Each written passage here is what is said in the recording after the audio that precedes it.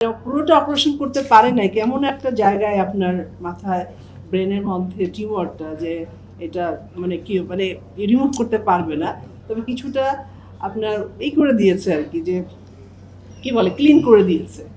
আচ্ছা ঠিক আছে, আমি আবার লন্ডন আসলাম, এসে কথা বললাম আপনার অনুর সাথে, ওর মেয়ের সাথে। পরে আমি গেলাম ওকে দেখার জন্য। আমি আপনার সেপ্টেম্বরে আমি 17 তারিখে ফ্লাই করেছি, 14 বা 15 তারিখে গেছি আমি দেখার জন্য। তো কথা বলছে, সে চিনছে, সে সবই ঠিক আছে, ওকে নামাজও পড়ে সে দাঁড়িয়ে। তো অতটা বেশ ভালো লাগে না, মনে হচ্ছিল যেন আছে না যে খুব বোর ফিল করছে সে, বা কেন এত কাজের মানুষ তো, তাই না, একটা জায়গায় বন্দি আছে।